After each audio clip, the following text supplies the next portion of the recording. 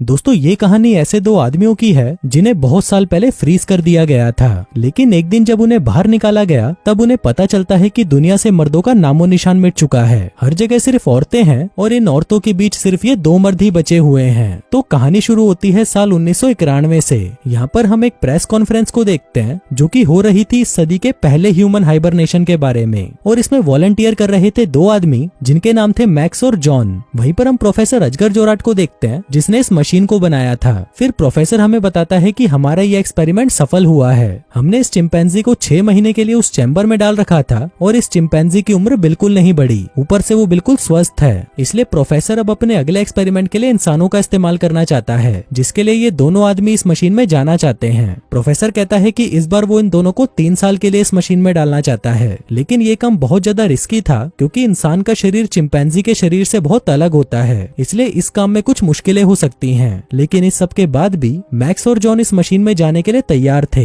आगे उस मशीन को चालू किया जाता है और मैक्स और जॉन को उस मशीन के अंदर डाला जाता है। अब धीरे धीरे वक्त बीतता है और देखते ही देखते 50 साल बीत जाते हैं। आगे उस मशीन को खोला जाता है और मैक्स और जॉन को बाहर निकाला जाता है। उनके बाहर आते ही हम देखते हैं कि इन दोनों की उम्र थोड़ी भी नहीं बढ़ी। जिस उम्र में इन दोनों को उस मशीन में डाला गया था अभी भी इनकी उम्र वो ही है। अब इनको भूख लगी थी तो 3 लड़कियां इनके लिए खाना लेकर आती हैं। अब इतने सालों से इन दोनों ने कुछ नहीं खाया था तो ये लोग खाने का स्वाद भी भूल चुके थे। आगे मैक्स कहता है कि मैंने मशीन के अंदर एक शराब की बोतल और एक बीड़ी का बंडल छुपा के रखा था और अब उसको बाहर निकालने का वक्त आ चुका है। जिसके बाद वो अपना सामान बाहर निकालता है और वो दोनों वहीं पर बीड़ी जलाकर पीने लगते हैं। लेकिन जैसे ही वहाँ पर धुआं फैलता है हर जगह पर अलार्म बजने लग जाता है। इसी दौरान वहाँ पर 2 औरतें आती हैं और आग को बुझाने लगती हैं। थोड़ी देर बाद वहाँ पर डॉक्टर ब्लॉन्ड नाम की एक औरत आती है और उनको बताने लगती है कि प्रोफेसर अजगर जोराट अब मर चुके हैं। अब ये सुनकर वो दोनों हैरान हो जाते हैं। डॉक्टर ब्लॉन्ड कहती है कि यहाँ पर एक महायुद्ध हुआ था और इस युद्ध में कुछ ऐसा हुआ कि इस धरती के सारे मर्द उसमें मारे गए। अब धरती पर सिर्फ औरतें ही बची हैं और तुम लोग भी इसलिए बच गए क्योंकि तुम इस मशीन में बंद थे। अब इस बात को सुनकर ये दोनों बौखला जाते हैं और वहाँ से भागने लगते हैं। लेकिन जैसे ही वो बाहर के दरवाजे को छूते हैं उन्हें बिजली का एक जोर का झटका लगता है और वो नीचे गिर जाते हैं। आगे जॉन इस बारे में सोचने लगता है और वो मैक्स से कहता है कि सब कुछ ठीक है क्योंकि हम 50 साल से इस मशीन के अंदर थे इसलिए हमें ये सब लग रहा है, जबकि ऐसा कुछ भी नहीं है। मैक्स कहता है कि भाई तू बिल्कुल ठीक कह रहा है, अगर इस धरती पर मर्द ही नहीं है तो हमारी जनरेशन आगे कैसे बढ़ रही है। उधर दूसरी तरफ इनकी बातों को डॉक्टर ब्लॉन्ड सुन रही थी और फिर वो इन्हें जवाब देती है कि यहाँ पर बच्चे मशीन से बनाए जाते हैं। अब ये बात सुनकर उन दोनों की और ज्यादा फटने लग जाती है। उधर दूसरी तरफ डॉक्टर ब्लॉन्ड के पास एक और डॉक्टर मारिया आती है। वो उसे कहती है कि तुम्हें अपने रिसर्च के बारे में बाकी के डॉक्टर से भी बात करनी चाहिए और तुम ऐसे ही चुपके से इन पर रिसर्च नहीं कर सकती। उधर दूसरी तरफ हम मैक्स और जॉन को देखते हैं जिनके कमरे में एक टीवी अचानक चालू हो जाता है और उसमें एक बच्ची कुछ बोल रही होती है। अब ये देखकर जॉन समझ जाता है कि अब जो बच्चे पैदा हो रहे हैं वो टेस्ट ट्यूब की मदद से पैदा हो रहे हैं। अब ये सुनकर मैक्स दुखी हो जाता है और कहता है कि ये लोग बच्चों के साथ ऐसा कैसे कर सकते हैं। जॉन कहता है कि पिछले 50 सालों में बहुत कुछ बदल चुका है, आजकल तो इन औरतों को हमारे काले घोड़ों की भी जरूरत नहीं रही। जिसके बाद वो दोनों दारू पीने लगते हैं और इमोशनल हो जाते हैं। फिर अगली सुबह जैसे ही उन दोनों की आंख खुलती है ये लोग अपने सामने डॉक्टर ब्लॉन्ड को देखते हैं। वो इनसे पूछती है कि तुम दोनों को कैसा महसूस हो रहा है। इस पर मैक्स कहता है कि अभी तो ठीक ही है, लेकिन अगर तुम मेरे लिए घोड़ी बन जाओ तो मजा आ जाएगा।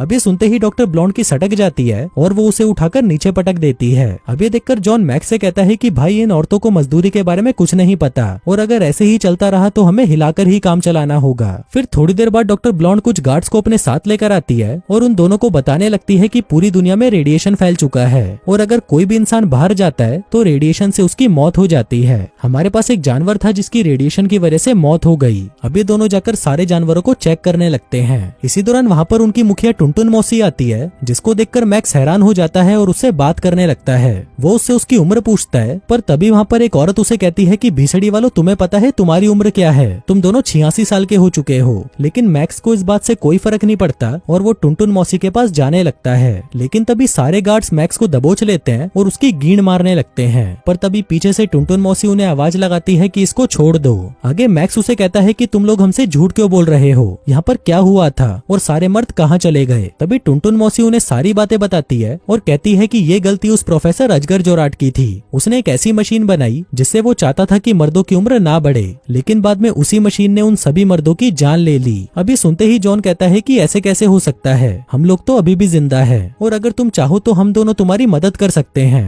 हम तो आप सभी की ठुकाई करके बच्चे भी पैदा कर सकते हैं। लेकिन ये सुनते ही टुनटुन मौसी गुस्सा हो जाती है। इसी दौरान उसकी नजर एक पेड़ पर पड़ती है जिस पर थोड़ी देर पहले तक तो 2 सेब लटके हुए थे, लेकिन ये चूतिए उन्हें तोड़कर खा गए। ये देखकर टुनटुन मौसी उन्हें कहती है कि तुम्हें पता है ना बाइबल में क्या हुआ था, सारी लड़ाई एक सेब की वजह से हुई थी और तुम लोग वो सारी चीजें वापस शुरू कराना चाहते हो। जिसके बाद वो उन दोनों को कुत्ते की तरह मारकर एक कमरे में बंद करवा देती है। अब मैक्स यहाँ पर रोने लग जाता है क्योंकि उसने पहली बार औरतों से मार खाई थी, पर इस पर जॉन उसे समझाने लगता है कि भाई तुम चिंता मत करो, हम लोग जल्दी ही यहाँ से निकल जाएंगे और मुझे पूरा भरोसा है कि यहाँ के बाहर भी एक दुनिया होगी। उधर दूसरी तरफ हम डॉक्टर ब्लॉन्ड को देखते हैं जो कि सोच रही थी कि घोड़ी बनकर कैसा लगता होगा। अब इसका पता लगाने के लिए वो सबसे ज्यादा उम्र वाली एक औरत के पास जाती है और उसे कहती है कि आपकी इमारत पर तो बहुत मजदूरों ने काम किया होगा, इसलिए मुझे ये बताओ कि मजदूरी करके कैसा लगता है। इस पर वो औरत उससे पूछती है कि क्या हुआ, तुमको उन दोनों में से किसी से प्यार हो गया क्या। लेकिन प्यार क्या होता है डॉक्टर ब्लॉन्ड को इसके बारे में पता ही नहीं था।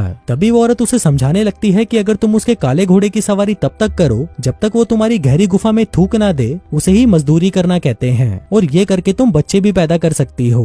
आगे वो उससे पूछती है कि तुम लोग उन दोनों के साथ क्या करने वाले हो। इस पर डॉक्टर ब्लॉन्ड कहती है कि हम तो उनका हथियार काटने वाली हैं, जिसके बाद हम उन्हें भी औरत बना देंगे। अब ये सुनते ही वो बुढ़िया कहती है कि फिर तो ये उनके लिए मौत से भी बड़ी सजा होगी। आगे उन दोनों मर्दों को पकड़कर लैब में लाया जाता है जहाँ पर वो देखते हैं कि यहाँ पर तो औरतों का ब्रेन वॉश किया जा रहा है और उन्हें मर्दों के बारे में सारी गलत बातें बताई जाती हैं कि मर्द कैसे औरतों को टॉर्चर किया करते थे। आगे इन दोनों को एक एक फॉर्म साइन करने दिया जाता है जिस पर लिखा था कि इन लोगों के शरीर पर एक्सपेरिमेंट किया जाएगा, लेकिन ये पढ़कर वो दोनों उस फॉर्म पर साइन करने से मना कर देते हैं। थोड़ी देर बाद उनके ऊपर की सीलिंग खुलती है जहाँ पर बहुत सारी औरतें बैठी हुई थी। दरअसल ये औरतें यहाँ पर फैसला करने आई थी कि इन मर्दों के साथ क्या करना चाहिए, लेकिन ये सुनते ही वो दोनों वहाँ से भाग जाते हैं। फिर रास्ते में इन्हें 2 औरतें नजर आती हैं जिनको देखते ही ये दोनों उन पर टूट पड़ते हैं और उन्हें पकड़कर चूसने लग जाते हैं। उधर वो सारी औरतें मिलकर ये फैसला करती हैं कि अब इन दोनों मर्दों पर एक्सपेरिमेंट्स किए जाएंगे। दूसरी तरफ वो दोनों भागते हुए नीचे पहुंच जाते हैं जहाँ पर उनको एक अंडरग्राउंड रास्ता नजर आता है जिसकी मदद से वो दोनों नीचे पहुंच जाते हैं। फिर बाहर आते ही इनको वहाँ पर एक शराब की बोतल मिलती है और उसके साथ एक न्यूज़पेपर भी जिसमें लिखा था कि 1993 में एक ऐसा हादसा हुआ था जिसमें सारे मर्द मारे गए। इसी दौरान वहाँ पर उनको पकड़ने के लिए गार्ड्स पहुंच जाते हैं जिनको देखते ही वो वहाँ से भागकर एक टनल की मदद से बाहर आ जाते हैं। फिर बाहर आते ही इन्हें वहाँ पर बहुत सारी औरतें दिखाई देती हैं जो कि पार्टी कर रही थी। दरअसल ये औरतें बागी थीं जो इनकी लीडर टुनटुन मौसी के नियमों को नहीं मानती थीं। अब वो दोनों ये सब देख ही रहे थे कि तभी वहाँ पर गार्ड्स आ जाती हैं और इन दोनों को दबोच लेती हैं। वहीं नीचे भी वो औरतें गार्ड्स को देखकर डर जाती हैं और वहाँ से भागने लगती हैं। अब इसी भगदड़ का फायदा उठाकर मैक्स और जॉन भी गार्ड्स को चकमा दे देते हैं और वहाँ से भाग जाते हैं। लेकिन भागते भागते ये लोग एक लिफ्ट में पहुंच जाते हैं और वहाँ पर देखते हैं डॉक्टर ब्लॉन्ड को, जिसको देखकर ये दोनों डर जाते हैं। पर तभी डॉक्टर ब्लॉन्ड उनको समझाती है कि अगर तुम लोग बाहर गए तो जिंदा नहीं बचोगे। इस पर वो दोनों उसे कहते हैं कि हमको चूतिया मत बनाओ। तभी डॉक्टर ब्लॉन्ड उन दोनों को एक मशीन के पास लेकर जाती है और उन्हें उससे बाहर देखने के लिए कहती है। फिर उस मशीन से देखने पर उनको पता चलता है कि बाहर हर जगह तबाही मची है और कोई भी इंसान बाहर जिंदा नहीं रह सकता। इसके साथ साथ डॉक्टर ब्लॉन्ड उनको बाहर रेडिएशन भी दिखाती है कि बाहर का रेडिएशन लेवल कितना ज्यादा है और इसी रेडिएशन की वजह से सारे आदमियों की मौत हुई थी। लेकिन उसकी ये बात ये दोनों गधे नहीं मानते और कहते हैं कि हम तो बाहर जाकर मरना पसंद करेंगे, जो कहकर वो वहाँ से चले जाते हैं। लेकिन डॉक्टर ब्लॉन्ड कहती है कि मैं तुम्हें ऐसे मरता हुआ नहीं देख सकती, जो कहकर वो वहाँ पर गार्ड्स को बुला लेती है। तभी गार्ड्स आकर उन्हें वहाँ से ले जाने लगते हैं। अब वो दोनों डॉक्टर ब्लॉन्ड को गालियां देने लगते हैं और कहते हैं कि तुम बहुत खुदगर्ज लड़की हो। इसी दौरान डॉक्टर ब्लॉन्ड के पास 2 गार्ड्स आती हैं और उन्हें बताने लगती हैं कि तुम्हारा प्रमोशन कर दिया गया है। साथ ही वो उसे ये भी कहती है कि इन दोनों मर्दों को वांटेड घोषित किया गया है और अब जल्दी ही इनको ऑपरेशन करके लड़की में बदल दिया जाएगा। लेकिन इससे पहले डॉक्टर्स को तुम्हारे रिसर्च की जरूरत है, क्योंकि इन दोनों मर्दों के साथ सबसे ज्यादा तुम ही रही हो और तुम्हारे रिसर्च के आधार पर ही इन दोनों मर्दों को औरतों में बदला जाएगा। लेकिन तभी हम देखते हैं कि डॉक्टर ब्लॉन्ड को ये चीज अच्छी नहीं लग रही थी और वो नहीं चाहती थी कि इन दोनों को औरतों में बदला जाए। उधर दूसरी तरफ हम मैक्स और जॉन को देखते हैं जिनको लैब में ले जाया जा रहा था।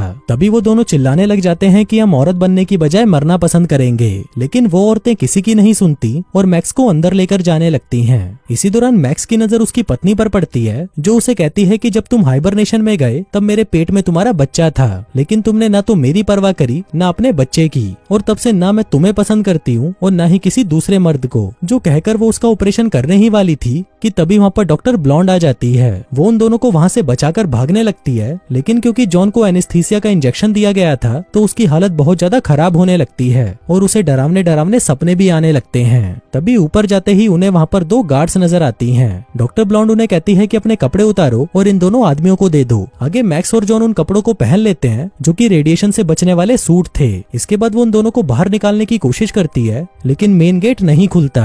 डॉक्टर ब्लॉन्ड गार्ड से पूछती है कि ये खुल क्यों नहीं रहा, जिस पर वो दोनों उसे कहती हैं कि इसका पासवर्ड सिर्फ हमारे लीडर को ही पता है। अब ये देखकर मैक्स को बहुत गुस्सा आ जाता है और वो टुनटुन मौसी को गालियां देने लगता है। कहता है कि भीसड़ी वाली टुनटुन गींड मरा। और तभी हम देखते हैं कि वो दरवाजा खुल जाता है, जिसका मतलब था कि दरवाजे का पासवर्ड गाली था। आगे डॉक्टर ब्लॉन्ड उन दोनों को अकेले बाहर नहीं भेजना चाहती थी, इसलिए वो डिसाइड करती है कि वो भी उन दोनों के साथ जाएगी। जिसके बाद वो भी रेडिएशन सूट पहनती है और वो सभी ऊपर चले जाते हैं। फिर ऊपर जाकर वो देखते हैं कि हर तरफ तबाही मची हुई है और सब कुछ बर्बाद हो चुका है। लेकिन मैक्स जैसे ही आगे बढ़ता है वो एक पर्दे से जाकर टकरा जाता है। इसके बाद वो अपना चाकू निकालता है और उस पर्दे को काट देता है। आगे वो पर्दे से बाहर निकलते हैं और देखते हैं कि बाहर तो सब कुछ नॉर्मल है और अब तक जो ये लोग देख रहे थे वो बस एक नाटक था।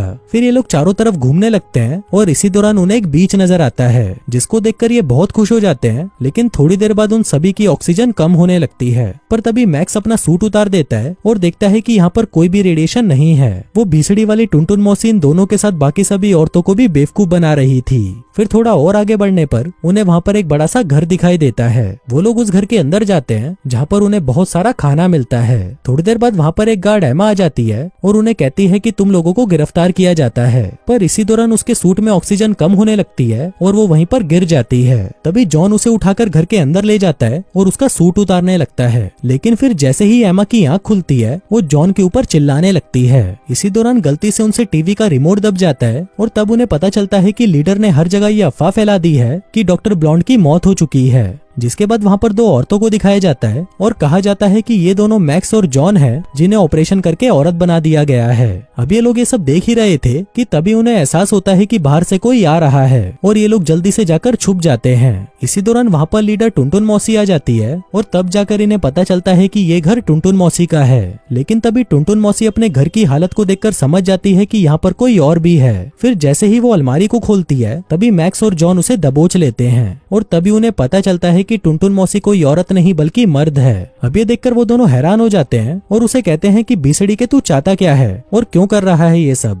तब वो आदमी अपनी सारी सच्चाई बताता है कि 20 साल पहले मैं इस धरती पर इकलौता मर्द बचा था, लेकिन ये भीसड़ी वाले मुझे भी लड़की बनाना चाहते थे, इसलिए मैं खुद ही मेकअप करके और संतरे लगाकर औरत बन गया। जिसके बाद मैं उनके साथ ही रहने लगा और एक वक्त बाद मुझे यहाँ का लीडर बना दिया गया। मैक्स और जॉन उसे कहते हैं कि तुमने उन औरतों को बताया क्यों नहीं कि बाहर रेडिएशन जैसा कुछ नहीं है। जिस पर लीडर कहता है कि पहले तो यहाँ पर बहुत रेडिएशन था, लेकिन धीरे धीरे रेडिएशन खत्म होने लगा। इसके बाद मेरी ही हिम्मत नहीं हुई कि मैं इनको सब कुछ सच बता पाऊं, क्योंकि ये औरतें बहुत खतरनाक हैं। आगे मैक्स और डॉक्टर ब्लॉन्ड वहाँ पर मजदूरी करने लग जाते हैं और वहीं जॉन और एमा भी उनको देखकर शुरू हो जाते हैं। फिर अगले दिन वो दोनों उस लैब में पहुंच जाते हैं जहाँ पर बच्चों को बनाया जाता है। जिसके बाद वो उनके फॉर्मूले में अपनी प्यार की निशानी डाल देते हैं ताकि अगली बार जब इन बच्चों को बनाया जाए तो उनमें मर्द भी पैदा हो। जिसके कुछ सालों बाद हम देखते हैं कि जब बच्चे पैदा होते हैं तो वहाँ पर नर्स देखती है कि उनमें एक मर्द भी पैदा होता है। अब ये देखकर उस नर्स की फट जाती है और दोस्तों इसी के साथ ही ये कहानी यहीं खत्म हो जाती है।